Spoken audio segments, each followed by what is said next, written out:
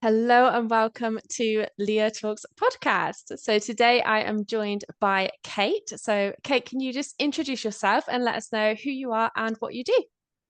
Hi, everyone. Well, first of all, thank you so much for having me. Very, very excited for this chat. My name is Kate. I'm a fitness and mindset coach.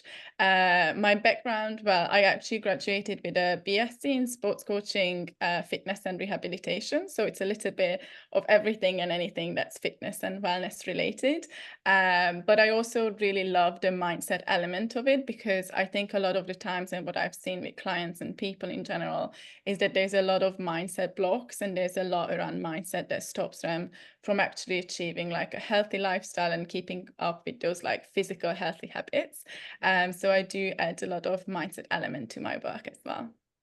I love that because when you think about fitness, I feel like I've heard a lot of people say that they want to get into fitness and then they tend to do it to start with. I know this was definitely my story for a physical point of view, but then once they get into it, they start noticing like how much it actually affects their mind. So it's really good that you work on all the mindset stuff as well. Yeah, absolutely. And I think a lot of the times people think like, oh, if it's fitness, then I just need to go to the gym or I just need to go for a run. But a lot of the times that doesn't happen. Actions don't really follow what people plan. We all know about New Year's resolutions like falling apart and all that. And I think the main reason behind it is that people don't fix their mindset. So with everything that I teach, I normally just tell people, before you even try to change your lifestyle or try to like start new habits, healthy habits, you really need to fix your mindset because like it all starts in your mind and your energy and what you believe in, because obviously everyone has like a really strong belief system when it comes to fitness, which a lot of people actually don't realize that, and that stops them from seeing results, actually achieving their goals and everything. So I feel like it's super, super important. Yes, yeah, definitely is. So what kind of fitness do you focus on most of all? Yeah, so I personally, because I have like a long fitness journey as well, I have like a very long journey of figuring out what works for me and what is it that like I specialize in.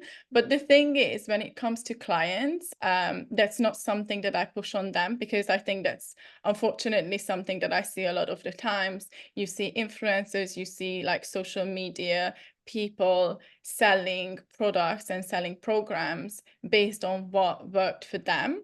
So I like to stay away from that. And actually, just because it works for me and personally, let's say I actually prefer, I don't even have like a very set routine when it comes to my fitness because I like to like change it up a bit.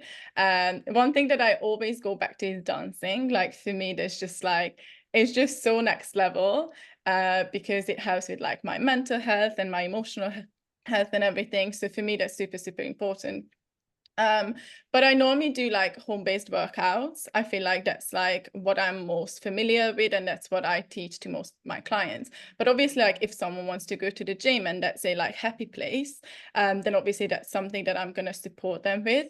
So it really depends on the client as well. Like what is it that they want to do? What is it that they enjoy doing as well? Because another mistake that a lot of people do is that they try to do something that they see is like trending or their best friend is doing or someone that they follow on social media is doing, and then they lose out on the one of the biggest benefits of like regular exercise, of actually enjoying what you do.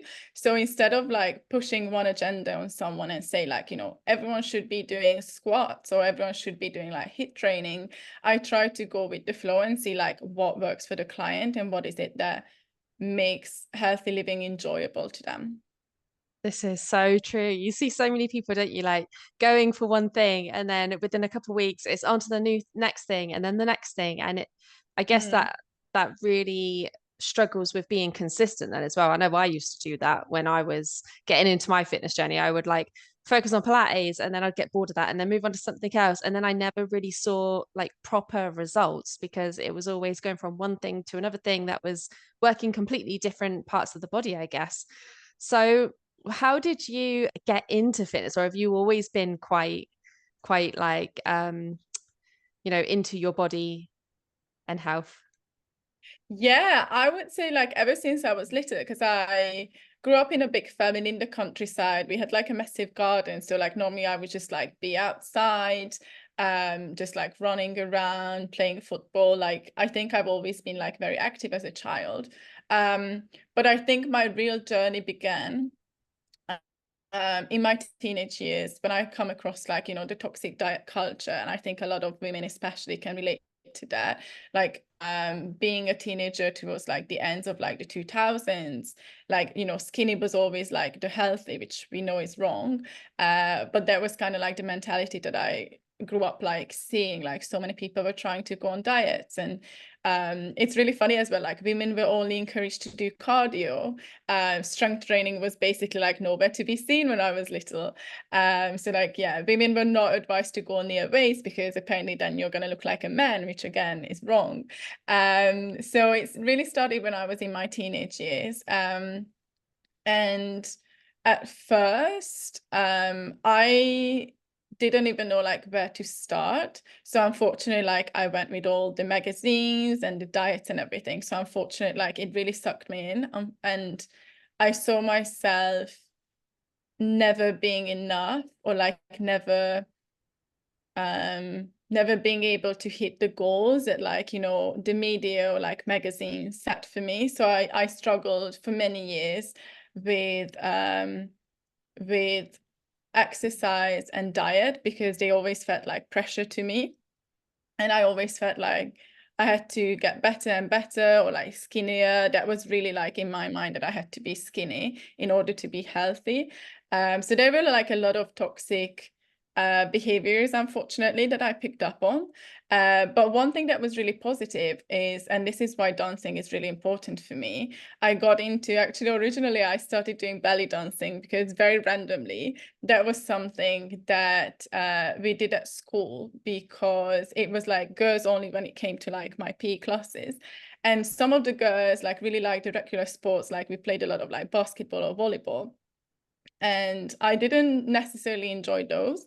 So there were like a few of us girls who didn't like that. So then what my PE teacher did, she let us go to like this separate studio, which was like kind of like a dance studio, or like any like yoga class or anything could really take place there.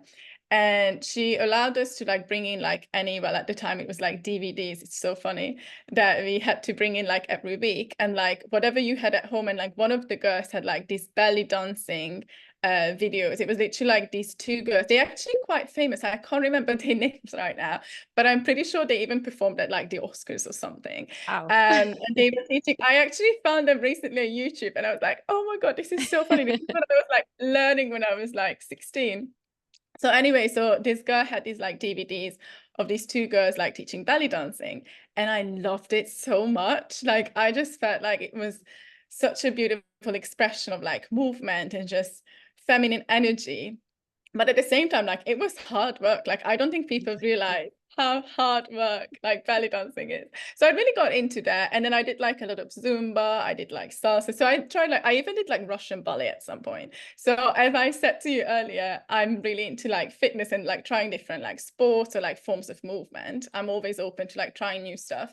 So that's how I got into like dancing. But which I think actually gave me like a lot of balance. It helped me a lot of like feeling more confident in my own skin and being a woman and being curvier than what at the time, because obviously like these fitness trends and like the body trends as such, like they always change. And like growing up as a teenager, like I'm a little bit more curvy. So that was something I wasn't really comfortable with. So like belly dancing for me helped a lot with that as well. So I'd say like as I said earlier, I've always been very active and I've always tried like different things, but it's taken me time to figure out like, what really works for me. And as I mentioned as well, like strength training, for example, there wasn't something that I've seen a lot of examples of. Like women were always told, I think even like my PE teacher was like, oh yeah, like, you don't want to worry too much about weights because they're gonna make you look like a man, and like go for a run instead. And I was like, okay. And obviously not knowing better, I had no idea. So I had to rely on kind of like the advice that I saw in like the media. And it took me years and years, like on up until I think I went to university, I didn't realize like how much strength training can benefit women, for example. So I got into that. And yeah. I feel like it's been a very long journey, but like a very rewarding one as well. But it's definitely taking me some time. And I had to be very patient with myself and like just figuring out what works, because I think a lot of the times people want results like very quickly, and they don't realize that, you know, it does take time for your body to adjust to like a new form of movement or like a new fitness routine. Um, but my goal actually with my work as a fitness coach is helping women shorten that time period, because I definitely know that I wasted a lot of time giving into fitness trends, giving into like whatever other people were doing. Yeah, so much time and energy and even money wasted on things that I know now that don't even work. And I think with the right knowledge, you can definitely like filter these things out, even when you see social media. Obviously, not everyone has to become like a fitness expert. That's not expected, but because we don't have enough education, like growing up in like primary or secondary school, unfortunately, this is something that everyone has to take responsibility for and educate themselves a little bit on like, you know, nutrition and fitness, because it is something that's affecting you like every single day. Yet we don't learn anything about it in school. So I always say to people, always say to clients, you know, I'm not blaming you for not knowing these kind of things, but it's best for you if you learn the very basics. So like even then, if you go on social media and you see some stupid trends going around, you can be like, yeah, actually, I can see that maybe this person is even seeing results with that, but I know it's not going to work for me, because you have the right knowledge to filter out like, you know, what works and what doesn't. Yes, yeah. So I can see you've been through so many different things, which is great. So when you first get a client then, how do you find the right kind of fitness for them? Like what's your process for that? Yeah, so one thing I definitely prioritize with everyone is daily movement, because I think that's the biggest mistake that most people fail at, is that when they think of like a new lifestyle, a healthy lifestyle, as they like to put it, is, you know, it has to be picture perfect and they have to have those like perfect workouts and they definitely need to sign up for the gym. And I think the secret to a healthy lifestyle is literally in the details. Like I 100% believe that. And even if you look at like the Mediterranean diet as such, it's not even just the diet, it's literally the lifestyle. It's the fact that, you know, people socialize, people have very strong networks and people that they can share their sadness or their happiness with. They move on a daily basis, they go for walks. They actually don't over push it when it comes to exercise in the gym. Like you do need to do some strength training, but you know, if you're someone who hates going to the gym, I'm not going to pressure you to do that. We can just do some like strength training at home. So I'm really trying to figure out, you know, what is it that fits with their lifestyle, because I would definitely not want them to create something that they can maybe do for like a month or two and then see the best results and feel like, oh, I'm in the best shape possible, and then go back to like, oh, actually, I can't keep up with that. So sustainability for me is really, really key when it comes to like clients, because I would never want anyone to do something that they can only do for a short period of time. And I really disagree with like toning up or like, you know, even like, I know it's really popular for like brides to get into like their best shape possible for their wedding day. I mean, if you can emotionally handle this, this is something that's really important. If you can emotionally handle having that physically best version of you and then go back and say, yeah, for my wedding day I was in like top shape, but I know it was really hard work. I know I was miserable because I was watching my macros every single day, so I knew I couldn't eat XYZ, but I knew I had a goal, and you can achieve that. And if you're emotionally not attached and not thinking that was a better version of you just because you lost X amount of weight or because your abs were more toned, then it's fair enough. Then just do you.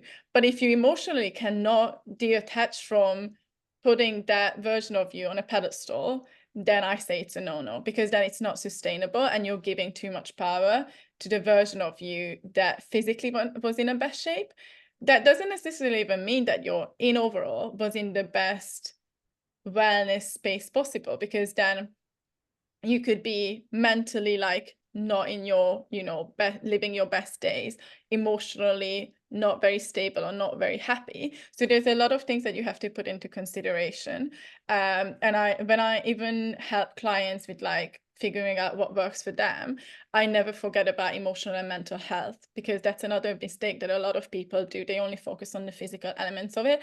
And if your training program is making you miserable and you want to cry every day and you're going to bed hungry because, you know, you're trying to like hit a certain like calorie intake per day, then it's not sustainable. It's not going to stick around for your life. And you should really consider every single other aspect of your life as well, not just having abs or having more toned arms. So yeah, I feel like that was Yes. a really long-winded answer to your question. But yeah, No, I loved it though. I could definitely see if somebody was going through that as well and they were putting that negative emotion on that, then the next time they go to do that, that negative emotion is going to come back and then they're never going to enjoy it. And I feel like that would just completely put people off exercising and healthy living completely.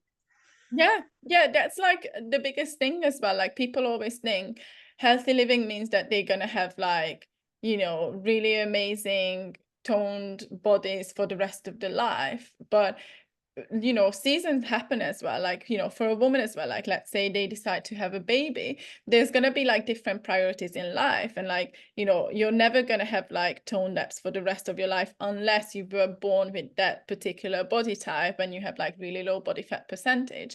And it's something that we just have to acknowledge and be patient with ourselves and create something that's like, maybe it's look wise 80% what you think like the ideal body looks like, but then it actually gives you so much joy. You can still enjoy your social life. You can still enjoy like a birthday party without thinking about how many calories you ate. Like there are so many elements to life that I feel like you have to compromise a little bit on like the physical looks element. Mhm. Because I think that's what a lot of people don't realize is that, you know, a physically appealing body is not necessarily, or in my opinion, is not at all the goal of healthy living. Yes. Yeah. Where did I speak about this? I think I spoke about this on my Instagram and I said, like, I never got into fitness so much because everybody always said, like, growing up, I was always quite skinny. So everybody just assumed that I was fit. And then it Yeah, wasn't until I got into my 20s that I think I went for a jog with my friend and I nearly passed out because I was so unfit. And it was like that yeah. made me realize it's got nothing to do with like actually how you look. And it's got everything to do with what's inside and especially like how you feel. So yeah, that is so, so true.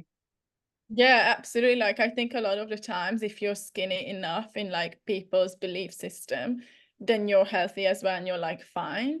And that's really not the case as we know. So yeah, people just and this is why I said, you know, that's also to do with your belief system. If your belief system is based on that and you're thinking that skinny equals healthy, then you're never going to feel healthy enough if you're not going to be skinny enough in your opinion. So yeah, that's why mindset work is really important. Yes. Yeah. I think this is what got me hooked on yoga as well, because it was like, it was the easiest option to go to, first of all, for Yeah. somebody who was unfit and just thought yoga was stretching at the time. And yeah, obviously then it starts working into the mindset stuff, which helps so much because if you, well, like you've been saying, you know, it all comes down to how you're actually thinking about things. And if you are mentally healthier, you're actually going to start being healthier as well. Like I've noticed when I do my yoga and I'm focusing more on how I'm feeling, I would then go and eat a little bit healthier as well. Whereas if I'm feeling down and haven't moved my body, I'm going to go and grab some biscuits and chocolate. That's just what happens. Yeah. Yeah, definitely. So, how do you stay consistent in your fitness then? I actually love that question so much because I think that's another big one that a lot of people struggle with. Like they start somewhere, but then they can never stay consistent. So I guess my key to that is actually prioritizing consistency over perfection because, and I always say like, you know, a very basic like a 10-minute walk, if you can manage to go for like a 10-minute walk at the end of the day, is still better than not doing that perfect workout that you had in mind just because you think, oh, you know, it's too late now and I can't even go to the gym and I can't do that workout that I had in mind, so now I'm just going to watch Netflix. And that's like, that's just the stupidest thing to do. Yeah. Even if you can do for like a 10-minute walk, or like put your favorite music on and dance around in the house for like 5 minutes, that's still better than nothing. And I think that's the part that a lot of people miss. They always aim for perfection when it comes to like changing their lifestyle, like, you know, saying like, oh, from Monday I'm not eating any sugar, which actually is like a stupid statement anyway, because like no one can live like that, as we know. But yeah, like people like to say like big statements like that, like, from Monday, I'm going to go to the gym every single day. And we all know that's never going to happen. Like, that just not realistic. So I think you have to stay realistic with yourself and just see like what works around your lifestyle. Maybe it's just, as I mentioned, like 10-minute walk in your lunch break. That's still better than nothing. So like every single day, I look at things differently. And it's like, if I don't really fit that much exercise into my that day, then I know I probably had to prioritize something else. Maybe it was work, maybe it was like my mental health, maybe it was something else. But I'm not very harsh on myself. So yeah, I'd say like the biggest thing that I do is like I prioritize consistency over perfection.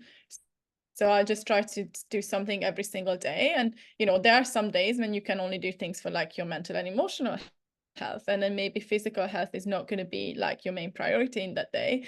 But then there are days when you're literally like, your diet is so on point, it's literally supporting all your goals. You go to the gym, you smash that workout, and it's amazing and you feel great. But I think especially as like women, you know, there's a lot of talks about like syncing your workout program to your cycle and all that. And I think that's like such a good way to go about it, because us women, we go through different cycles and different phases like throughout the month. And there's going to be days when you're going to be like in a much better physical shape, and you're going to be able to like just smash anything that you want, like any of your goals just seem like so achievable. And there's going to be days when you're just going to be like, I literally can't even leave bed, I just need to rest. And that's what you need to prioritize. So yeah, also I feel like like how I say consistent, I would say I'm being patient with myself, and I treat every day differently. So yeah. This is why it's so important to work with somebody as well, isn't it? Like work with a coach, or even like just teaming up with friends to start with if you feel like you need to, because you need somebody to help with all this, because like you said, with women and hormones, and there's so many different things that plays a part, and you can get really down on yourself. But then if somebody else turns around and says, well, you know, I don't know, just like, you're on your period, no wonder, blah, blah, blah. But sometimes you don't think about that yourself when you're in that moment, you know? So as soon as somebody else says it, you're like, oh, yeah, that's why so and so. So it's nice to have that second opinion and someone supporting you. Yeah, definitely. And I think sometimes like even like just going back to being kind to yourself, sometimes you can be so harsh on you, like saying that like, you know, you're not doing enough. And like if you saw that like your best friend like doing and trying their very best, and maybe like one day you're on like 20% energy levels, but you're still going for that walk, then you're really giving it your like 100%, because like, you know, you still went on that walk and you did something. And if it was your best friend, you would be like, well done for doing that. But because you have like higher expectations for yourself, then you're just going to be like, oh yeah, you're just suck at this. Like you failed again. So yeah, you have to be kind to yourself. Yes, I love that. So on that note, if somebody is struggling with that, like to me, that everything that you just said there came down to mindset and treating yourself better, and talking to yourself as if you were talking to a friend. So what would you say is the first thing for somebody who is struggling with their mindset? Like what's the first kind of thing that you would advise them to do? Oh, I really like that question. I think what I would say, very first thing, is just have an honest conversation with yourself, because I think a lot of the times people are not honest with themselves. And that's why a lot of fitness plans and fitness routines or like New Year's resolutions fail, because people are just not being honest. And, you know, they might even find that they're looking at their priority list and they think that they want something to be important to them, for example, regular exercise, but then they actually don't even value the benefits or like regular exercise in general. So just be really honest with yourself and look at your priorities and see what is it that you really value and what is it that you're, you know, spending your time, money, and energy on right now. Does that align with what you want to achieve in life? Are you actually happy with that? Because I think a lot of the times you might even find that you do this and then you figure out like, you know, actually I might only want to be doing this because I feel under like social pressure. Like, for example, you feel like you should be going to like the gym because all your friends are going to the gym, but you actually like really don't even enjoy it. And then you realize like, is going to the gym even important to me? Am I going to be okay if I just do like a home-based workout instead, or if I just increase my daily steps and try to be more active in general instead of like trying to go to the gym? And then you lift a lot of pressure because then you realize like, what is it that's important to you, and what is it that is just social like peer pressure. So I always say like, at the beginning of everything that you start with like healthy living and all that, you just need to have an honest conversation with yourself and see where you stand with exercise, where you stand with like your diet. What is it that you can compromise? What is it that's definitely like important to you? Because then I think a lot of like common fitness mistakes can be avoided.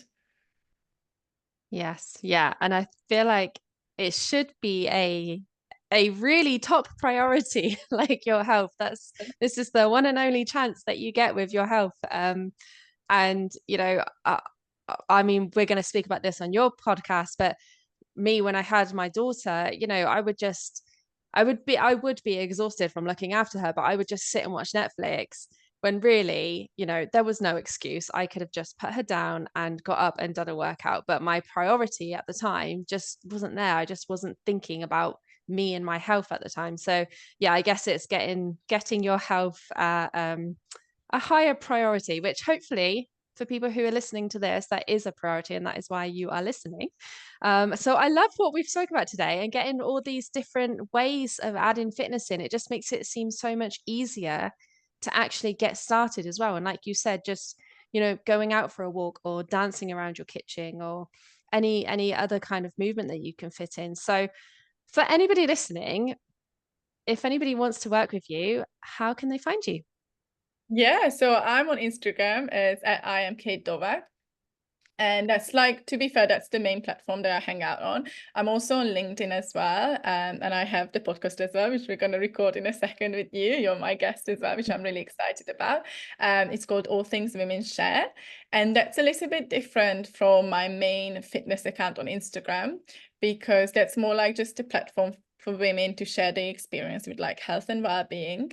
But that's still relatable. But obviously, as I'm not qualified on mental and emotional health, that's something that I find important to still talk about with like other guests as well. So that's another platform where you can find me. But yeah, Instagram would be like my main platform if you're looking to get some help with your fitness and well-being.